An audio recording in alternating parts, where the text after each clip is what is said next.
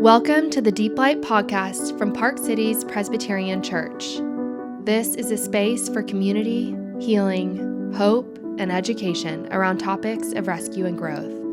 Our prayer for this series is that it illuminates a deeper understanding of struggles within and around us, as well as God's profound love and redemptive light in Jesus Christ. Hi, my name is Mark Davis, and I serve as one of the pastors of Park City's Presbyterian Church. And today, I'm excited to have Dr. Andrea Kim here to join us as we talk about mental health and all the challenges that are going on in the world around us that we're experiencing. So thanks for coming. It's my pleasure to be here. Before we jump in, though, I want to start with a few passions. So when you and I were talking about the content of this interview, where were you when we were having that conversation? At one of my favorite places on earth, which was Costco. Yeah, shopping. Shopping at Costco. Yeah. And at Costco, what is your favorite? Where are you always going to go? What are you going to go for? I mean, this could be the whole podcast. We could, I have different areas that I hit up. I got to get my produce and I got to get my meat. Mm-hmm. And then I get my eggs and milk. And then I get my snacks. So I have a lot of places. And how often do you go to Costco? Is that once a week? Every Tuesday. I got a lot of mouths to feed. And so I stock up on Tuesday because that is produce day at Costco where they stock the produce. Oh, I did not know that. Yeah. Well, I shouldn't have told the whole world that. Yeah, because thousands upon thousands of people now have heard that. Okay, so a couple of other questions about passion. Yeah. What is your favorite food? That's a hard one. I love food. And I would say that if I had to go down to one kind of food, I would probably pick Korean food. Korean food. Therefore, what is your favorite Korean restaurant? Well, it depends on what you want to eat. But I would say there's a lot of good places by the H Mart in Carrollton that we hit up a lot. It's a great spot. Yes. Okay. For sure. Two more questions. What is currently playing on your playlist most often? So this is embarrassing, but I actually prefer silence in my car because my job is listening so much. Mm-hmm. So by the time I get to my car, I just like a quiet car. The kids will ask me to play stuff all the time. So I think right now we've got Greatest Showman on my playlist right now. So that's good. We have it on ours a lot too. All right. So we're going to talk today about a number of subjects that relate to really your calling. Yeah. So you are a board certified psychiatrist here in Dallas. I am. And tell us a little bit about that journey. When did you begin to sense, this is what I want to do? Yeah. It's quite a story in itself. When I went to college, I stumbled into Psych 101, like many people do, and I just loved it. I ended up majoring in that with combined with biology, so a double major. And then I went to med school not really thinking that I would ever pick psychiatry. I would pick something more traditional in medicine. And I ended up loving my med school rotation in psychiatry and really thrived and kind of enjoyed the work. Just it wasn't a drudge to get through. It was like, wow, this is kind of fun, but who becomes a psychiatrist? And I moved on, and then in my internship as a resident, I became pregnant with my son, and I really it was almost a light switch. I just had a totally different focus on what I wanted to be able to do with my life, and I kind of rethought everything, got back on the table, and I realized that I really could be the mother I wanted to be and the wife I wanted to be if I went back to certain fields in medicine, and one of them happened to be psychiatry, which I was like, well, actually I did love it, and even though it's a little bit of a oddball choice, I went back and I got a spot, and I have loved it, so that's how I became it. So where did you go to school? Medical school, UT Southwestern. Okay, yeah. And then undergrad? Undergrad went to Harvard. Harvard, okay. Yes. Welcome to the club. Just kidding. All right. Now, I want to ask this question, and it might be obvious to some, but what does a psychiatrist specialize in? So a psychiatrist will specialize in treating the mind, mental disorders or mental illnesses, and that can be behavioral or thought disorders. We generally use medications and then some psychiatrists will also still offer traditional psychotherapy, which is kind of how it used to be when there weren't medications. So talk about the difference between, you already introduced that, but between a psychiatrist, therapist, counselor. Yeah. So a psychiatrist went to medical school and kind of approaches it more from a medical model. So there's medication treatments, there's other interventions, there's medical diseases to rule out. If you start to see psychiatric manifestation, labs ordered, imaging ordered if needed, and we'll start medication if appropriate. A therapist or a counselor would be somebody that invests also in the mind, but more in a long-term relationship, and they use the modality of talk and observation and frequency of visits. So you would see a counselor much more frequently than you would see a psychiatrist. But that's where kind of a lot of deep work happens is in therapy. And I almost see myself in a lot of cases as a supporting role to how much I prize that relationship. And I can help it along, but I don't really enjoy it's not a full treatment plan without therapy, in my opinion. Right. So.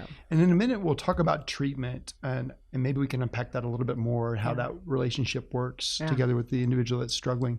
But let's talk a little bit about trends first. How long have you been practicing? Altogether, I think I've been practicing maybe 14, 15 years. And then in private practice, I've been practicing 8 years. Okay. So what's different today than when you first started? Is anything different? Yeah. What are trends? What's the trajectory that we're on? So I think in a good sense, I think even in the past 8 years, people are much more open about mental health. They're much more willing to seek treatment, recommend. So many of my new patients that come in have been referred by other patients, which is a great trend, but also means that other patient was willing to say, hey, I see a psychiatrist. And I feel like even 10 or 20 years ago, that would be the hush story of the family and you would never say anything. And so the joke was when I got into practice, half the people would say, oh, I could never do what you do. And the other half would say, can I get your business card for my family member or my friend? So I feel like that's been a trend is people are much more open about mental health days, mental health needs, understanding their emotions, and especially since the lockdown. I mean, that's just really, I think we're going to look back and see it's a new chapter in mental health since March 2020. So I see that. I also see probably just the phone is getting to be more of a thing, I think, than even 8 years ago. And just how much that is devices and I guess lack of interaction and all the things. I mean, hundreds of books have been written about this, but just what technology is doing to people and families and children. I think it's interesting and, almost we can't extricate ourselves. It's just so entrenched now so quickly. I mean, it really is a revolution. Totally. It's happening so fast. So talk about that. How does that manifest itself? What are the mental health issues that people are coming to seek help for as it relates to those things? Yeah, very few people come to me and say, hey, I'm addicted to my phone. And especially with the adolescent crowd, you really have to parse out how many hours are you on it, when are you on it, what are you doing instead of what you're doing or supposed to be doing, what are you doing on, how much time are you spending on it? But I see a lot of anxiety and a lot of comparison. I feel like there's a standard that's too high that kids just can't be kids. They're now kids compared to every other kid. And I think it even spreads to families where parents can be checked out when they're all like everyone's in the home, everyone's in their own rooms, looking at a screen, and that's how they spend every evening after dinner. And I'm not saying, the perfect family is all on top of each other on the couch. I'm just saying it seems like there's just less interaction, less time to just let conversations flow, right? And so I have no doubt these parents love their kids, but I think everyone's just looking at their phone Yeah. So I'm guilty too. Sure. For sure. Sure. Yeah. It's always there. And I mean, I know your family, we've spent time together as families and with other families, and we see the dynamics of what that is like and the challenges that are there. Talk about anxiety for a minute. Yeah. Obviously, as a pastor, I meet with people all the time. It's like the common cold. Everybody's got it. Yeah. But what's the difference between, I've got a level of anxiety versus I really need help. Right. This anxiety is consuming me. Right. First off, I think the individual can sense what, let me back up. I think anxiety is highly rewarded in our society because it produces results and it produces success and it produces beauty. And, people are going to succeed, especially in the city, with some element of anxiety. You get through medical school because of anxiety. I mean, there's nothing wrong with a little bit of healthy anxiety. I think when it spills over, we always define a disorder by having social or occupational or life dysfunction. So it needs to impact your life. It needs to change how you socialize. It needs to change how you're approaching your life goals, or if you're approaching them at all. A lot of times this is not part of the definition, but almost always sleep is impacted if you're just wrought with anxiety.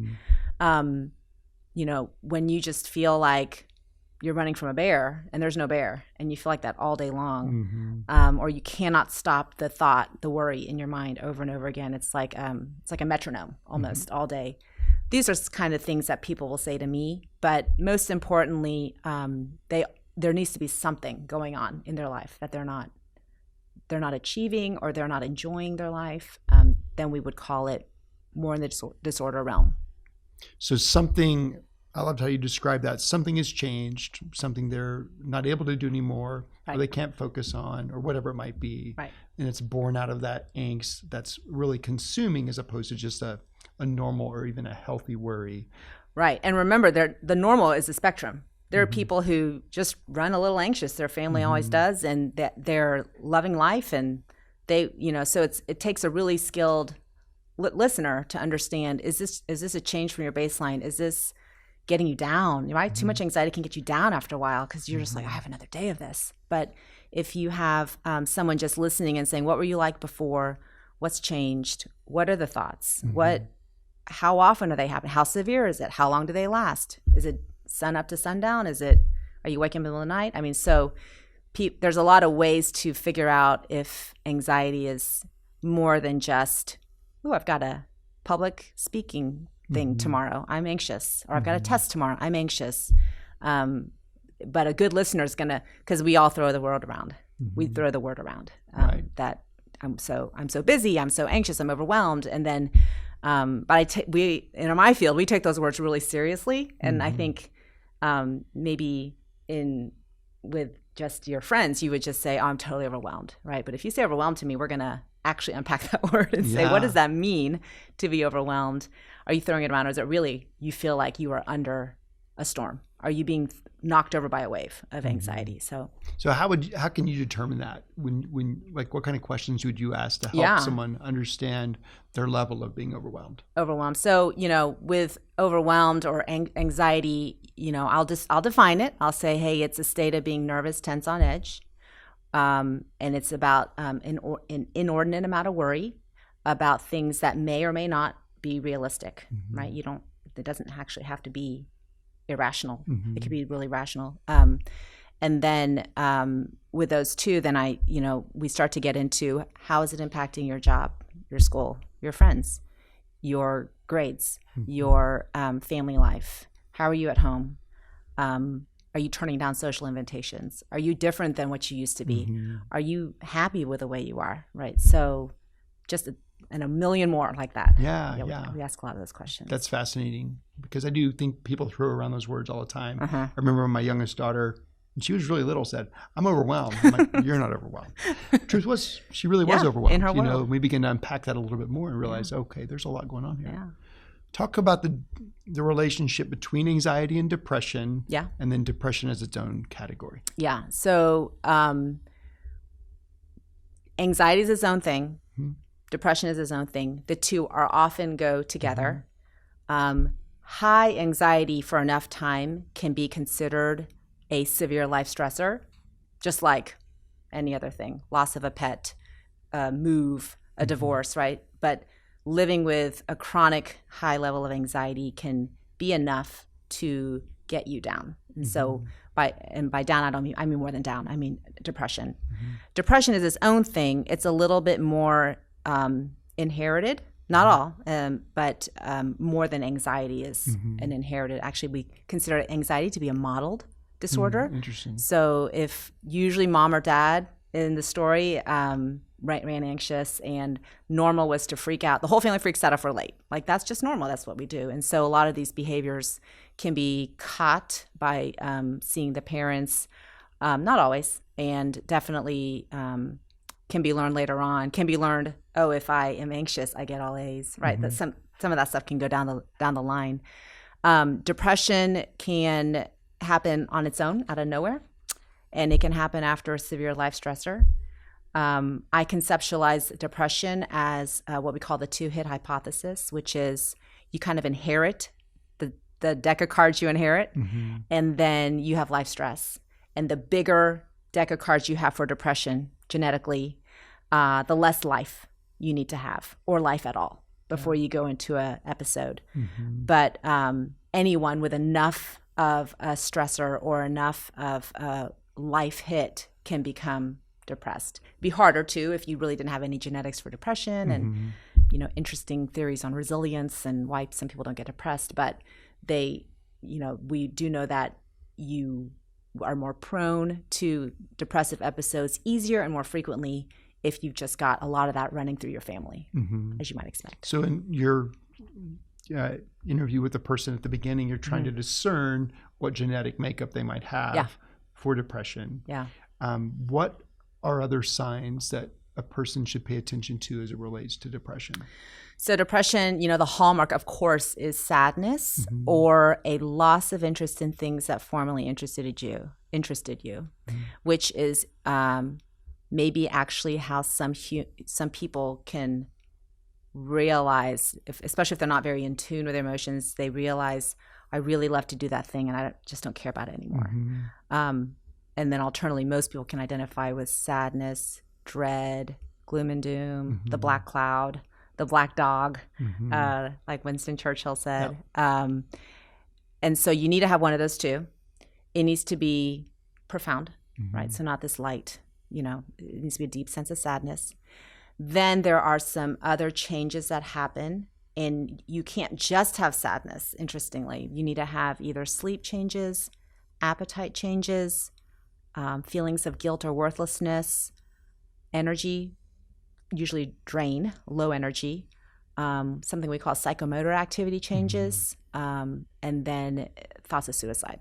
Okay. You don't have to have all of them. You need to have 5 out of 9 of them, and they need to be what I say is most of the day, nearly every day for 2 weeks or more. Okay. That's what we call a major depressive episode.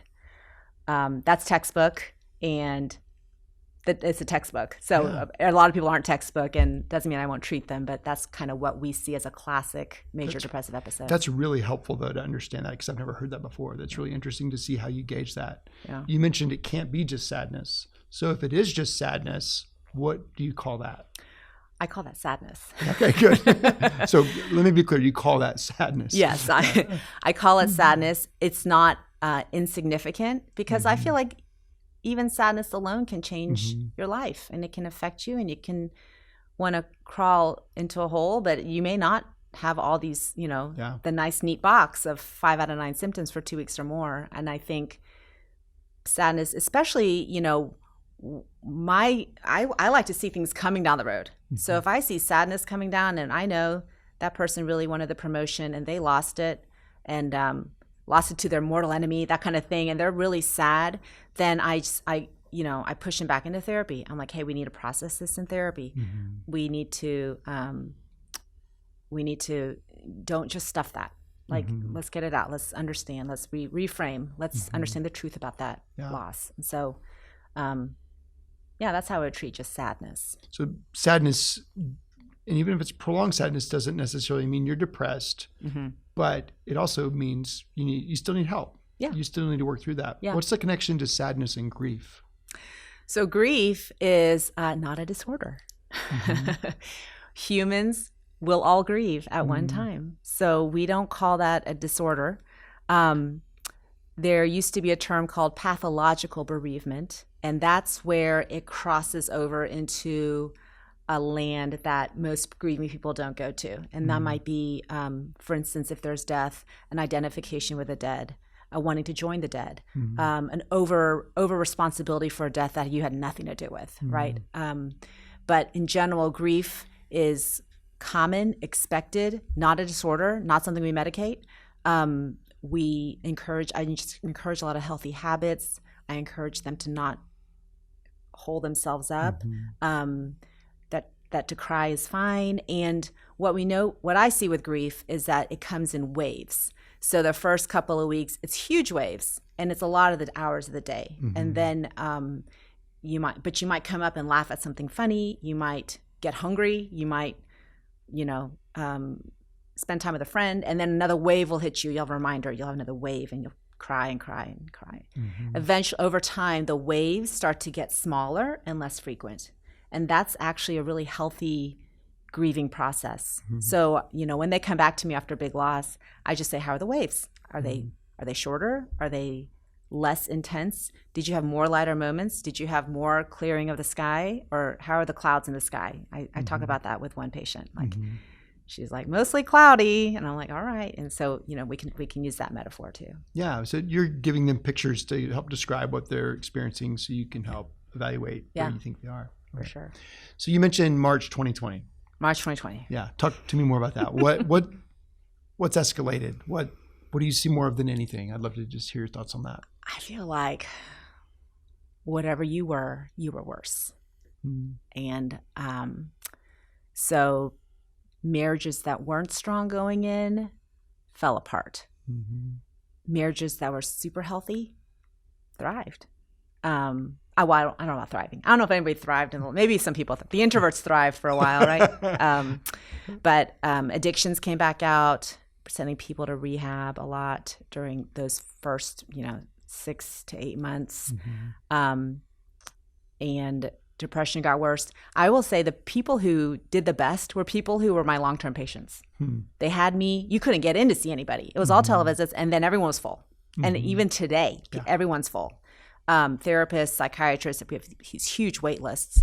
But if you already had an established relationship, you're already on medication, I'd seen you, for years, you had your therapist, it was an easy transition to go virtual with me, with therapists, because you already had that mental picture of that person, and you understood their personalities and their body language. You didn't need to read their body language for the first time. And I feel like that was those were my most stable people, but all the new people coming in were just flat on their back. It was isolation, a lot of worry about health, and then, of course, worry about everything else that you can think of. Every word you can think of regarding the pandemic, there'd be worry about it.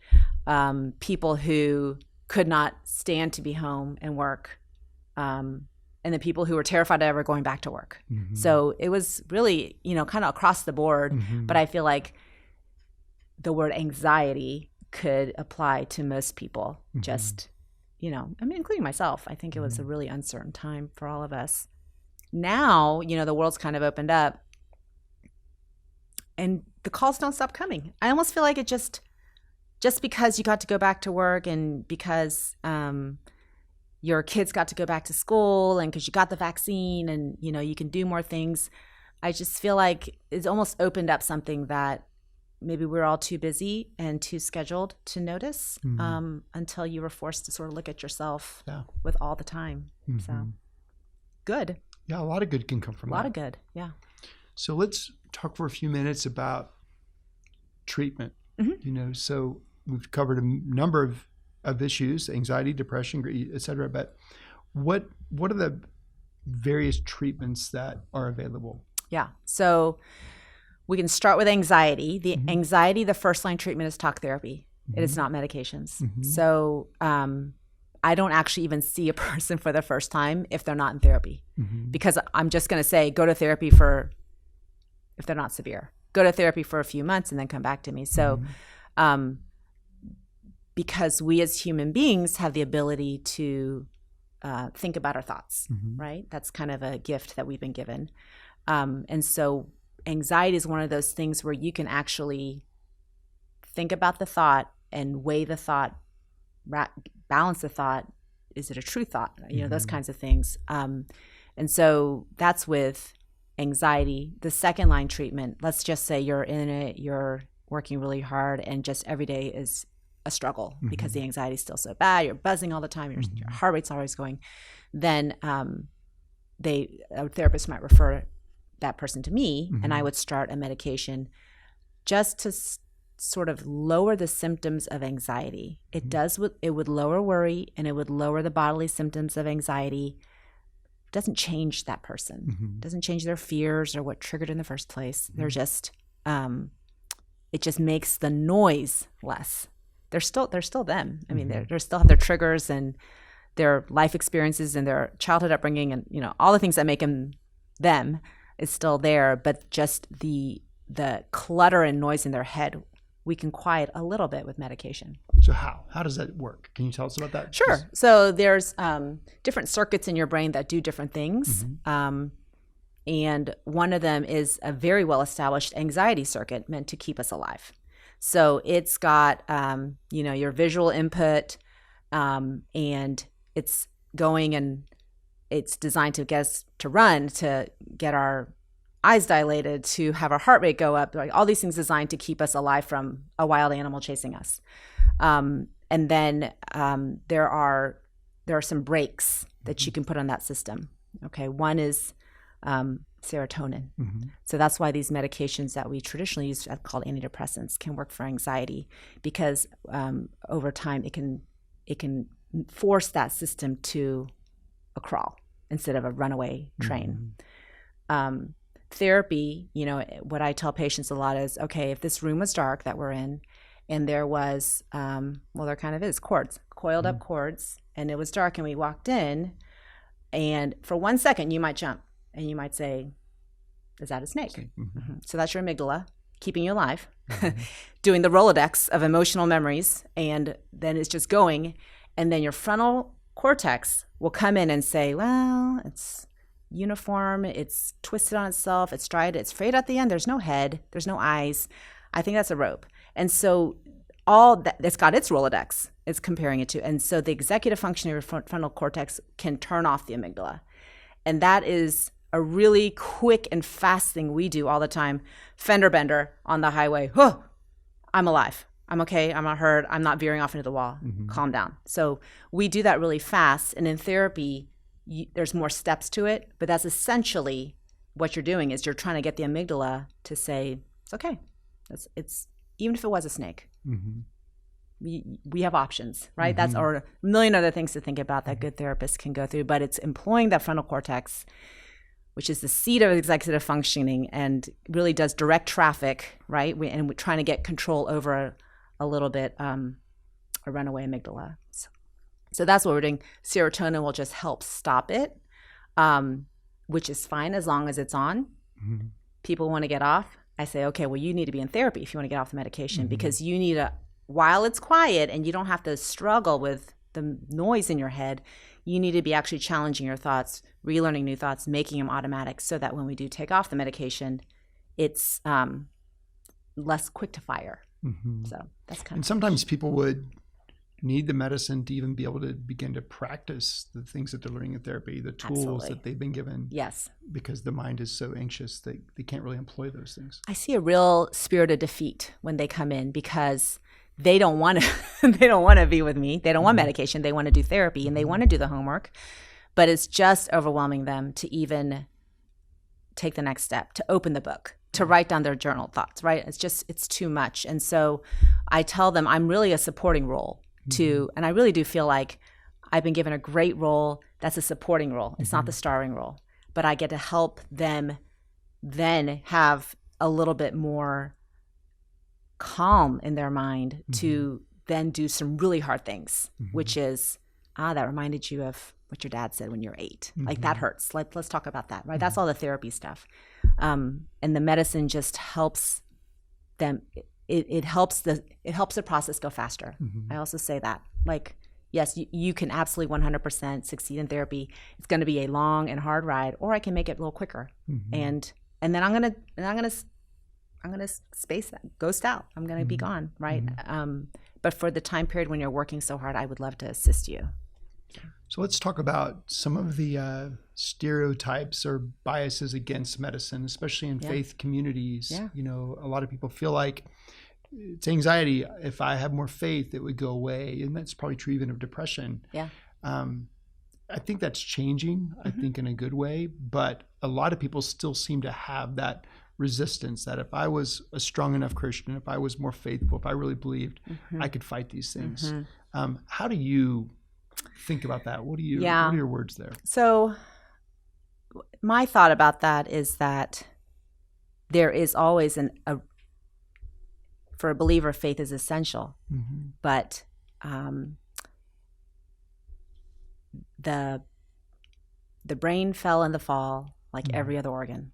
And there's no reason to think that our brain was preserved to be able to adequately fight all disease and disorder, unlike any other organ in our system, which can have a disease. So I try to tell them that it's part of this is the genes started to fall too, right? So we get some genetic disorders too. There's some more predispositions where the fight is really hard for you versus another person. And then that, to me, I feel like medication is a means of grace. It is a way to take care of yourself and live out your faith. And so, I love my job because it gets really nuanced and sticky, and I can go back and forth right in front of the patient. So, I say if there is glaring issues, right? I mean, why are you with that married man? Something like that. Then, medication is not really going to improve much. But if you have as far as a clean heart, I don't think God's this like trickster. Like you have to come find that sin that you don't know about and confess it. Otherwise, I'm just going to give you anxiety and depression your rest of the life. I just think he's a kind and good God. And if you have examined your heart as best as you can, then he's good in that way. And then if it's still a struggle, then I'm like, I would treat just like I would treat your infection with an antibiotic. I would just treat it. There's not a reason to just keep whipping yourself over. And actually, that's religious scrupulosity is definitely something I have started to see in 8 years in practice, which is the other extreme. It's on the OCD spectrum. It's intrusive thoughts. It's what if I'm not saved? Let me say the salvation prayer. Let me if I'm not saved. So they say the salvation prayer 500 times a day. They have specific orders they need to do things. And so there's a lot of, I would say, almost extreme guilt, spiritual guilt or spiritual doubt. And that's, they understand it's not in their faith system and that it shouldn't be true, but they're like, just in case. Where does that come from? OCD is, there's a whole, spectrum of disorders in the OCD, obsessive compulsive disorder realm. We think obsession, thought, and urge, compulsion, behavior, reduce urge, anxiety is lowered, and then rinse and repeat. That's traditional OCD, maybe like a hand washing. It's a little part in the brain. I mean, it can fire off. And when when you can actually have just obsessional thinking now, which actually I see more, and it's very hard because the treatment for OCD is called exposure response prevention, which is get your hands dirty and you can't wash it in the therapy session. Let's watch your anxiety rise and let's watch your anxiety fall. And the worst didn't happen, whatever you thought the worst was. But with thinking, it's much harder because how do you not have a thought, right? So I've been seeing a lot more of that religious scrupulosity. That's almost the other side of taking it too seriously. I mean, blaming it all on the magical spell of faith. So that's really interesting. So when somebody has those symptoms, that's their life, from the washing of the hands, intrusive thoughts about faith. What should they do? Where should they go for help? What would be the first thing they should do? Well, I think there's still a lot of really good OCD specialty therapists, especially in our town, that this is what they deal with. it's almost like an explosion since the lockdown is just, and you would think maybe, oh, virus-friendly obsessions and compulsions or illness, anxiety disorder, but it's really everything came out. I really mean everything came out when the lockdown happened, and including, I think, maybe some hidden OCD. So they would, there's a lot of therapeutic thinking techniques you can give to someone with just intrusive thinking. I'm not a specialist, but I send people to specialists, and I'm always like, what did you learn? Tell me what you learned. And I think a helpful strategy is the so what, right? The so what strategy. Like, I just thought I lost my salvation again. So what? So what? And then you try to deflate the thought. So it's still there, but it has little impact on your life. And I think that's one of many, many, many techniques that they have. Bad OCD has a lot of heritability. So I'm a little bit more, okay, we need to put you on some medications for OCD, because that's a very hard thing to just people to say, okay, well, go meta, look at your thoughts, reevaluate your thoughts, and turn off your OCD. Because OCD can be severe, debilitating. For extreme cases, there's brain surgery. I mean, it can be a real thing. So again, there's serotonin is a brake on that circuit. So again, I'm using antidepressants, but now I have to go to much higher doses to turn off the OCD. But I can. So talk a little bit more about depression and treatment there in regards to medicine. Yeah. So depression, again, I am a supporting player. I may play a bigger part because some people just don't need much to get depressed. There's just so much heritability in it. So depression, there are two first-line treatments. It's talk therapy and medication. Because I just said in anxiety, talk therapy is first and medication second. But with depression, they're both first-line treatments, and the studies would show that they work better together than either leg alone, as you might imagine. And so usually, of course, in my practice, they'll be in therapy. If they're not, I'm sending them to a therapist immediately. And then if they come in, and we always do it, I mean, every new patient I do a safety check. So I'm deciding how severe is this? How much do I intervene? Am I putting them somewhere else for their safety? But let's say it's not, and it's just bad depression, but they're safe to be home. Then I would probably start a medication at the same time as therapy. So you talked about the rise in the number of people that are seeking help. Yeah. So that means it's hard to get in. I mean, the schedules are out, and I know that personally. It's just like, okay. Yeah. So what do you tell someone who, whether it's an individual or it's parents, they've got an anxious middle schooler or high school student, and they call a particular counselor or a counseling group or a psychiatrist, and like, okay, today's November 10th.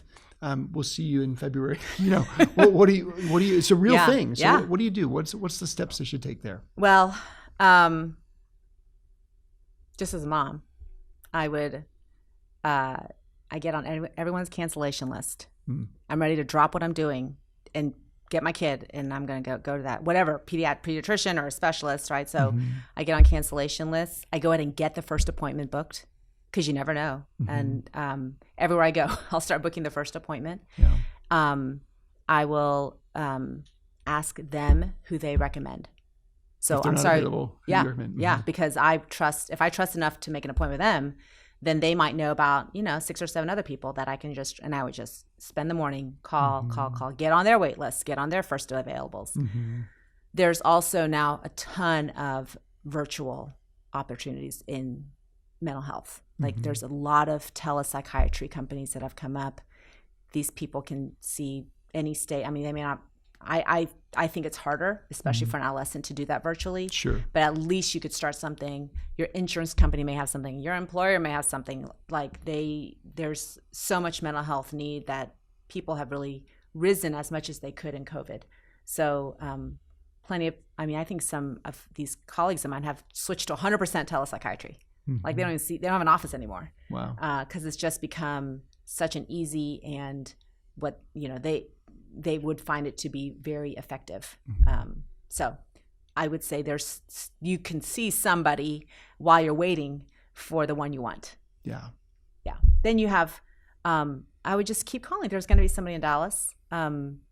There's going to be a ton of counseling. You can Obviously, we want ones that are recommended, but if you can get on Google and find some, you can call somebody like you, see what if the church knows, anybody. Yeah. So just not giving up. That's what I see as I tried and they were full. Yeah. I'm like, well, you got to work harder in 2021. Yeah. That's good. That's good counsel. Yeah. What should people look for as they're trying to find a psychiatrist or a therapist? Yeah, that's a good question. I think at first we all like recommendations. I love recommendations with a grain of salt, just like I do with any other doctor recommendation I get, because it's all about the connection. So what one person might rave about a person, the other person might not find a connection with or feel that they weren't heard very well. I would say at the first meeting, you can get a lot more information. Carl Rogers talks about the unconditional positive regard that a therapist should have for a client, meaning that you don't have to approve of everything they do, but you need to feel like they like you. They don't hate your guts. Yeah. And so that feeling where you feel I was respected and it was a professional experience and I felt like I told my whole story and I feel like they could reflect back to me my concerns and my stories. I felt like I got a good treatment plan going on and all my questions and worries were adequately addressed, or at least addressed, and even if the answer was I don't know, just what you would expect at a regular doctor. I mean, just with more time, and a lot more time is given to the individual to talk, just to talk. So if they're keeping it too short, or they're cutting you off, or if they're not at least apologizing for cutting you off and understanding that that wasn't the way they like to do practice, then I don't like to see that. Yeah, that's really good. So I know that many people who are watching this might be members of our church, followers of Christ, or are exploring, seeking whether or not Christianity is real. What role do you think faith plays in, facing all these dynamics? Which dynamics? Well, just something's broken, how I feel, whether it's, self-diagnosed anxiety or even self-diagnosed depression. What do I need to think about the way I'm made in the image of Christ and for sure the union I have with Christ as a believer or potential, somebody who's maybe seeking Christ? What role might that have in helping me through this? Well, I think that gives you all the hope in the world, that there's a God who loves you perfectly and understands exactly the misery you're going through because his son walked through it. And I just think that alone may not bring relief, but at least can bring comfort. I think faith is huge in this process because a lot of people isolate and turn away from everything. And if they are a believer, then of course that's the most painful relationship to turn away from, right? So in the hurt is where you turn for help, even if you're filled with doubt, or if you keep thinking you're losing your salvation. In your heart, you keep turning back, and you keep going to church, and you keep meeting with the people that you meet with, and you keep reading the Word, and you keep praying. I think faith, and it can feel dry, it can feel fake, but I just encourage them, okay, just keep going, because you know that, and part of this is some, skills that people have to learn, but our emotions are informative but fickle. They help us understand ourselves, but they're not necessarily trustworthy. So they come and they go, and there's a whole thing called mindfulness where you just you live in the present and you watch your feelings come and they go. And you realize the feelings are not you per se. And so, I just encourage them, what is true, what is not going to change, even though you feel like it may not be true, and then operate out of that and just keep doing it. Behavioral activation, smile and you feel better. These really tiny studies were really interesting. If we smile, we feel better. You just do it. And then, so I just think, just go work out. If you don't feel like it, and of course I have to temper that with, the day you feel like it, just go do it, because you'll feel better. You don't have to feel all the way like you really want to exercise or something. But, sorry, I lost my train of thought. No, that's really helpful, because I think sometimes if we don't feel immediate relief or some kind of emotional response to it, then it's not worth continuing to do. Right. And I think that's really unhealthy, as opposed to, nope, just continue to avail yourselves of the means of grace until you see the results. And in a church where there is more openness, someone else just went through this, and you can call them up, or you can say, oh, I saw her go through this and come out, and she just kept coming to church. And there's just the witness that we can have for one another in encouraging each other and saying, oh, I've been there and it's bad, but I'll go through it with you, and I'll help you through it, and we'll just keep coming. Don't stay home. Just don't stay home.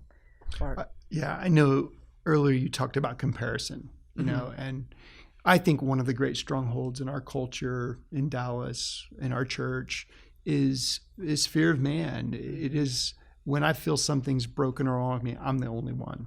And though we know theologically that's not true, we can find the scriptures that prove that, we still sense that I can't tell anybody. Nobody else can see this. And I know that's not true, but so many people feel that way. They feel that isolation, that I'm the only one in this particular place that's going through this. Yeah.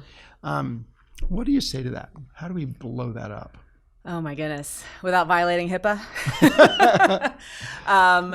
I just can only imagine in your shoes and in mine, together, we just know the truth of it, that there's so much suffering behind shiny people, and you would never know it, but it is prevalent. It's there. And like I said, this is kind of an exciting time where people are just more willing to talk about it. And depression is something you could just, I've had depression. I've had strep throat. I mean, it's like getting to be where you can talk about, this is what helped me. This is the therapist I like. This is the medication I was on. And I think when there's an open culture of just mental health kind of being, and it's even better in a church setting because we're all weaving what is faith and what is mental health, right? And I think to understand that fully is not going to happen.